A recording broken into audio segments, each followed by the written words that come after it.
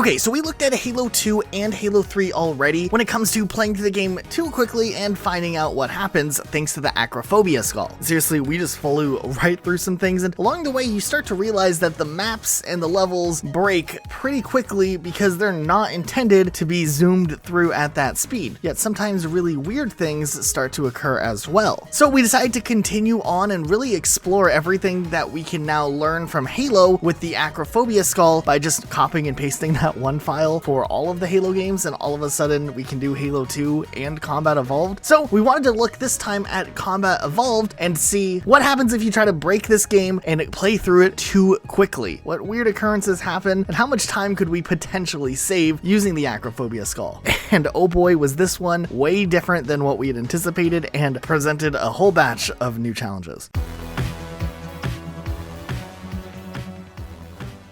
Okay, so starting things off, this time I got to be the host, so Luke was the one struggling with trying to figure out how to get the acrophobia skull to work, as not being the host makes it really difficult to, for whatever reason, fly, and it takes like a whole new learning curve for whatever reason. So going through the Pillar of Autumn, we were really excited to finally have the acrophobia skull and all of the places we could zoom past along the way. We realized that Pillar of Autumn is a pretty linear level with not a lot of options as to how far out you can fly. Matter of fact, it's pretty much a standard experience, except we were floating just a few feet off the ground whenever we could, and whenever Luke could actually get his character airborne. Seemed like his Spartan just hadn't fully earned his wings just yet. Okay, so then midway through the level, since we're going through it so quickly, we definitely managed to get turned around multiple times. With the wonky teleporting thing that happens in co-op in Halo Combat Evolved, it was more detrimental, where we kept teleporting each other back and forth, and it got toxic pretty quickly. I mean, we were arguing with each other, we were trying to figure out what we were supposed to do, we were getting lost, and ultimately, while we did navigate through this level pretty quickly as far as miles per hour for the Master Chief moving, and we were in a speedrunning competition, I'm pretty sure we took significantly longer on this specific mission than if we would have just played through the level normally. So take that with what you will. Master Chief did go very fast, though we got lost multiple times, and it caused us to take a very long time on this level. But we were going on to Halo next, and we're pretty confident that at least on this next level, we would likely be able to zoom past it, since there is a lot of walking and some driving, and technically flying is faster than even driving a Warthog. So we were optimistic here, and this is where the challenge really got fun and got really interesting, because right away I just flew right over the canyon. Luke just watched in the distance while he was still trying to figure out the controls, though he did get better at it, so you guys will see that in a little bit. We skipped that first firefight section because where we were going, we didn't need Warthogs. We zoomed through the totally natural cave formation, and we actually zoomed right through to where we didn't even have to activate the bridge, which was interesting because we were unsure if there would be some sort of loading sequence tied to that required us to hit it. But as soon as we were across, the game continued to load like normally, so we just progressed on. We made sure we went in the order of rescue points based off of which one would have us have to spend the least amount of time. So we just flew over to where the Marines were hiding by the rocks. We helped clear that area out. Then we helped clear the Marines out that were over by the hill type thing. And lastly, we flew over to the last area where there was the main base, and we cleared out the Covenant and the Marines, and sure enough, we were good to go, and we were allowed to progress through the next level. We did think it was interesting though that before we left, some of those Marines were already attacking us before we even got there, which makes no sense because how would they have known what happened over in some other canyon 30 seconds earlier? I don't know. Seems suspicious. Seems like a conspiracy. There was a moment after we managed to clear out all of the enemies that we just flew around for a second while we were waiting for the Pelican to come in. Luke went around to see what the Halo ring looked like, and we both noticed that it's kind of cut off if you fly up too high. And then Luke managed to fall to the bottom of the map, and he said it looked like the Minecraft flatlands, and he wasn't able to get back up because for whatever reason his acrophobia was acting up. So he was just stuck down there until I finally jumped on the Pelican, moving us on to Truth and Reconciliation. Right away, we kind of both just flew off in opposite directions and trying to figure out what was going on. Somehow Luke managed to fly to the end area straight away, even though I felt like I would probably have to hit some loading sequences or else that end sequence wouldn't work, just from times we've glitched out of the map before on this level. And since Luke somehow couldn't figure out how to get the grav lift working, he flung himself over and fell underneath the outside area off of the cliff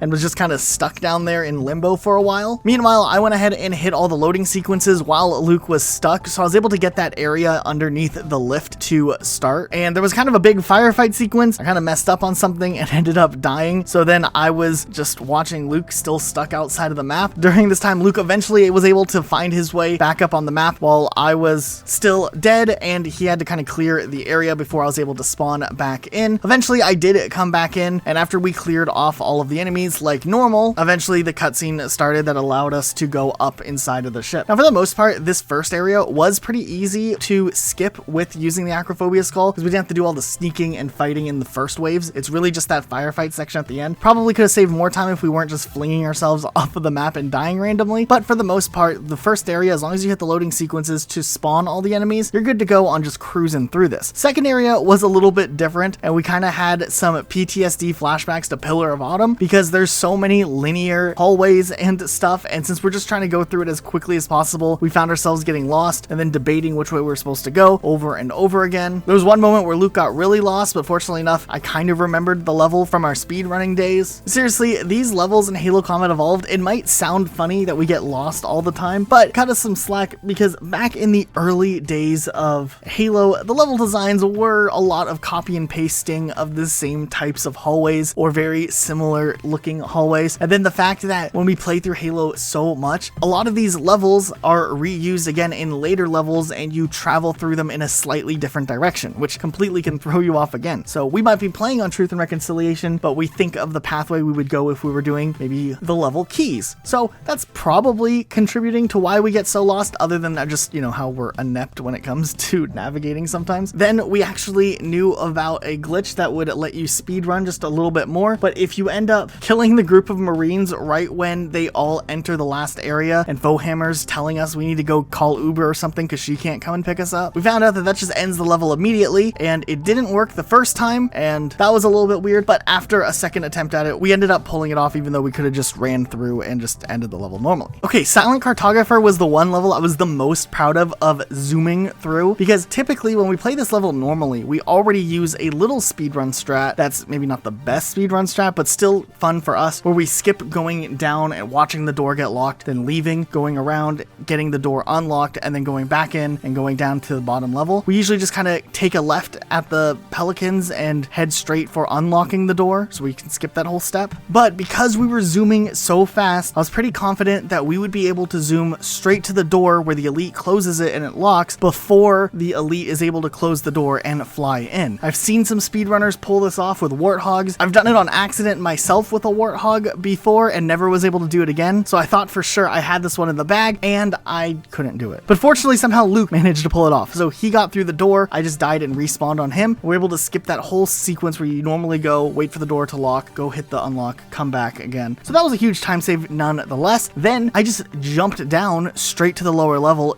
avoiding most of the interior sections, pressed the button and just jumped right back up, and we flew on up out of this level and then just kind of flew around for a minute, explored the waters and the area while we waited for the Pelican to fly in, and just like that, this level was cleared easy peasy. Okay, so then we also know from Assault on the Control Room, there's another pretty big strat that you can use to bypass this level pretty easily, but one thing we had to first look at was what happens if we could finally jump down to the bottom of that pit. We were just really curious. We started to notice that fall damage is acting a little bit weird, and we kind of also made the realization we hadn't been slamming into things and dying as quickly as in other games, and there's something with acrophobia in Halo Combat Evolved. We don't really take fall damage ever, and we also don't die when we hit objects too fast. So we have that advantage in this Halo that we don't have in the other Halo games. So after we looked down and we saw the hidden grunt, which was super spooky, we flew back up, zooming through the first couple rooms of this area. Once you get out to where the bridge is, if you just jump down, you actually trigger this pretty big despawn where no enemies will spawn and you just have to make it to the end of the level, which is what we proceeded to do. We just flew on through there. We may have gotten lost at one point, and Zombie, who wrote this outline because he was watching the stream when we did this for us, said that Luke got lost inside of a building, which is classic Luke. I don't know what that means, but he's throwing some shade there. Nonetheless, this level was an easy clear. So 343 Guilty Spark was next, and oh my goodness, this one was something else. So we zoomed through the outside area, not too much of a problem, and we made our way inside. And matter of fact, navigating straight in to where we would typically kind of trigger that cutscene was not that hard. It was finding our way out where we just seemed to get lost. Now, typically, if you're going on foot and you're just playing through the level, as long as you're paying attention to what door you enter from and exit from, from in each section, you can kind of tell which direction you're intended to go. But for whatever reason, in our attempts to constantly find shortcuts by flying up to upper levels, thinking we were finding the next big shortcut, cutting through some doors, going back down to lower levels, we ended up walking in so many circles in this area. We found an elevator that went to the lower area when we thought we were done with the level, and we just forgot that part, so we were in even more circles for a while, and it was a bit rough. We eventually did find the elevator that goes up, and we thought we could just fly up to the top, which would be easier, but every time I flew up too high, it would teleport Luke, and he couldn't get his acrophobia skull working right, so he'd fall back down, teleporting me back down, and it was this really dumb tug-of-war until we finally just activated the elevator and just did this part normally. From there, we just flew to the end, and we ended this level by just killing everything we saw and punching Guilty Spark until he noticed us or something. Okay, so on the library, we noticed a few things. Luke kept dying to some random kill barrier that was there for him, but for whatever reason, my character was unaffected by the kill barriers, so that was a little bit weird right away. And while we thought this level would be super easy, we just fly up and then go up and go up again, it is still the library, which tunnels back and forth over and over again. So we did a lot of backtracking and waiting for Guilty Spark to come around and open up doors for us, and tried not to die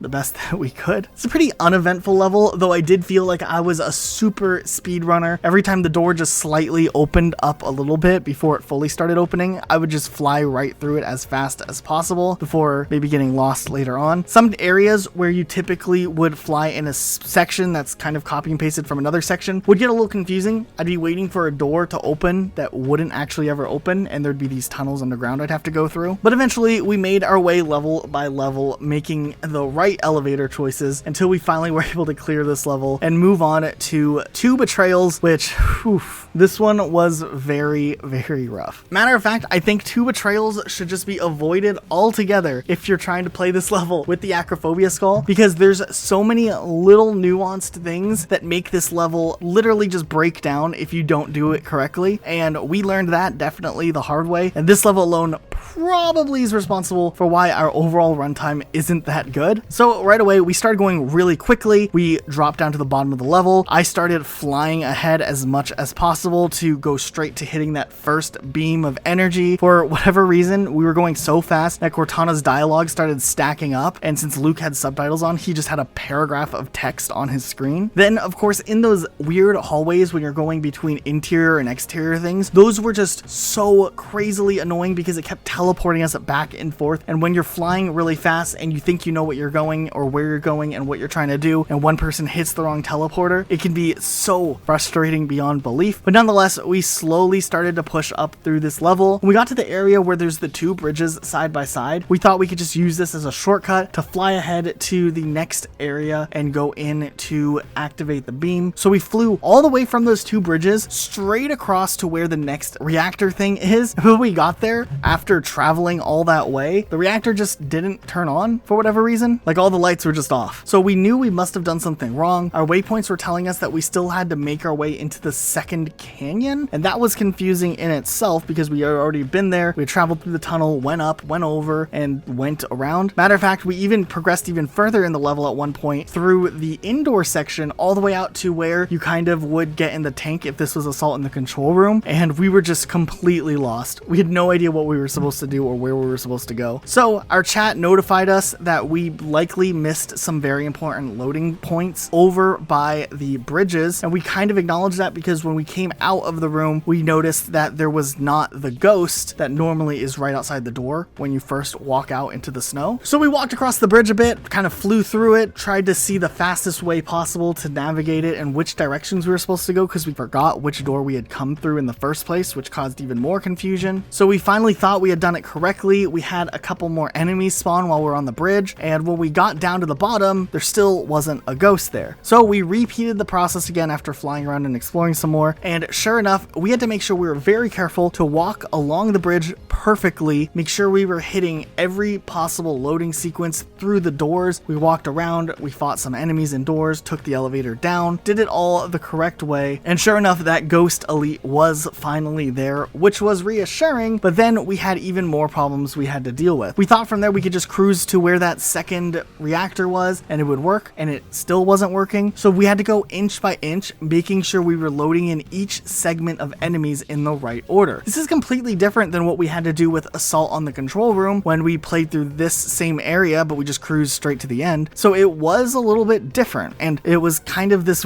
really long, drawn out process of us figuring out where we were supposed to go and how we were even supposed to complete this. But sure enough, we used enemies kind of as a guideline. If there weren't enemies in the area, we likely missed a loading point. And we kind of did that until we were able to hit that second reactor, and we used that strategy again, going through the indoors area. We made sure to activate the enemies on the bridge here, because we know from speedrunning, the flood doesn't show up, we can't progress the level correctly. So we had them show up, we pushed up to the next area and next area until finally we got all the way to the back where those banshees typically are that you use to fly to the last reactor. And once I flew past those banshees and I knew they had spawned in, made my flight to that last reactor, and sure enough, it was able to finally end the level. We were done with 2 betrayals and we were relieved we only had 2 levels left to go, but boy was that one rough. On the bright side, the first section of keys wasn't too hard. First, we tried to see if we could pull off some sort of speedrunning strat where we did a spawn bump or something to get through to the back area and go straight to the end. Didn't work. We couldn't figure it out with acrophobia. We didn't really want to try to figure out the spawn bumping glitch on the difficulty that we were doing acrophobia skull on, since it was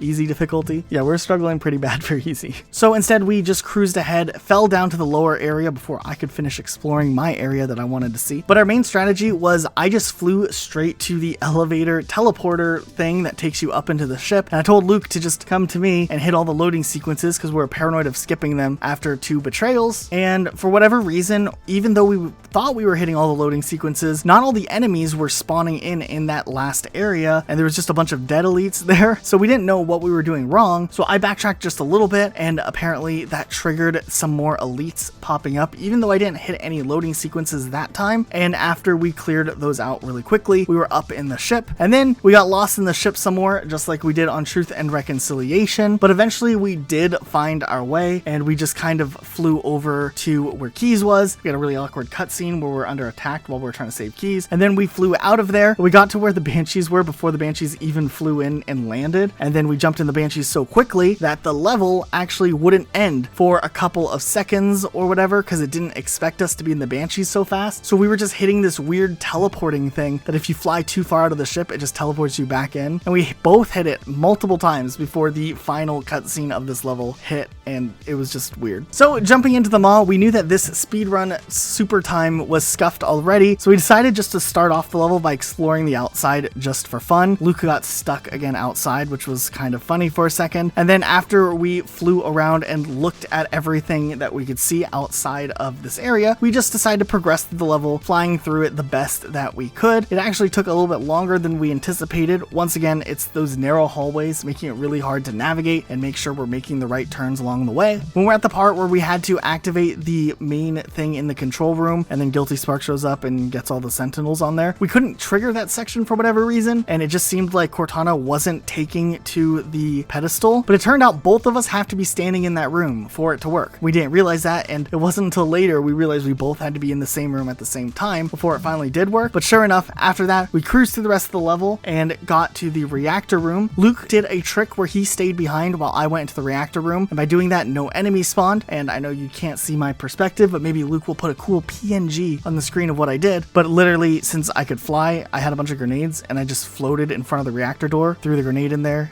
and left. And then onto the Warthog run. We just did the Warthog run without touching the ground or driving, really. So we kind of just cruised through this. Interestingly enough, we did discover a couple things we never knew about. First of all, when you're in that last area where Foehammer comes to try to save you and doesn't, we tried to follow Foehammer and it just disappeared. And then also I found out that there's actually a secret Warthog that's at that bridge, just in case you don't have a Warthog at that point. Like maybe you thought you beat the level, so you drove the Warthog off of the bridge, or maybe you're playing co-op and you drive the Warthog over the bridge thinking you beat the level, and your teammate's smart enough to jump out of the turret and he's still alive but just stuck there. They did give you another Warthog right back there. Never knew about that, but I did discover it. I drove around in it for a minute just out of novelty. But otherwise, flying through the last section of the maw wasn't actually too hard, and all we had to do was make a run for that ship at the end and we'd have this level beat. But we did want to spend a little second exploring around, so we did fly around a little bit and kind of look at all of the areas we could see before finally concluding this run and beating Halo Combat Evolved too fast, but also also really slow. So that was a very unique way to do a run. This one was pretty interesting. We learned a lot about Halo Combat Evolved and how the teleport respawning stuff works, how the loading sequences work, and also we can see how it kind of evolved into the different types of things they did with Halo 2 and Halo 3 down the road. We also learned that just because you can go fast and zoom doesn't mean you can beat Combat Evolved any faster. And overall, I think this took us around 2.5 hours to beat the entire game, which is significantly worse than what a normal speedrunner would do. So I don't know if we should feel accomplished or disappointed in ourselves, but we definitely feel something. But let us know what you think of this video. It would mean a lot to us if you hit the subscribe button down below. Maybe turn notifications on so you actually know when we upload stuff. Also, you can follow us on Twitter at Rocket Elijah for me or at Rocket Sloth Luke for Luke.